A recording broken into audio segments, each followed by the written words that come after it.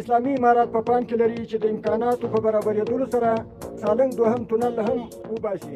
د سالنګ تونل پرانیسته د ملا برادر تازه اعلان او مخالفینو ته د جنرال موبین چیلنج. وای د نړۍ ټول ادارې د راشي او پکې د یوې افغانۍ فساد دی وباسي. جزئیات هم دلته وګورئ او چینل هم سبسکرایب کړئ.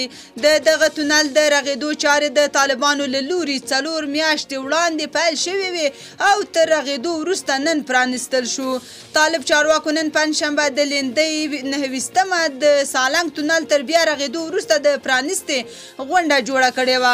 د طالبانو د ریاست الوزرا اقتصادي مرستیال ملا عبدالغني برادر د یاد تونل د پرانیستې په غونډه کې وویل دغه لویه لار نه یوازې د هېواد پلازمینه او شمالي سیمې سره نښلوي بلکې د منځنۍ او سویلي اسیا په نښلولو کې به هم اغېزمنه تمامه شي.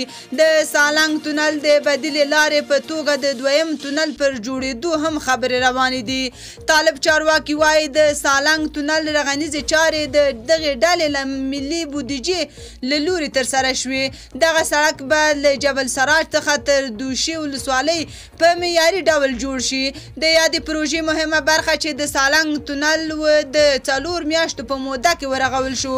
د طالبانو ټولګټو چارو وزارت سرپرست محمد عیسی ثاني د سالنګ تونل د پرانیستې په غونډه کې وویل د تونل او ګالرۍ د معیارونو په پام کې نیولو سره په اساسي توګه رغول شوي.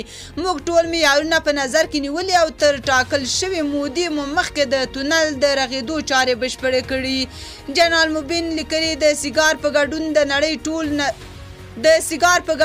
نړۍ ټول تفتیشي معتبر ادارو ته چیلنج ورکوو چې راشي او د سالنګ تونل بیا رغونه کې د یوه افغانۍ فساد ثبوت کړي.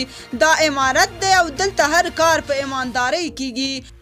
تاسو په دې اړه څه نظر لرئ؟ کومنټ کې شریک او چینل هم سبسکرایب کړئ.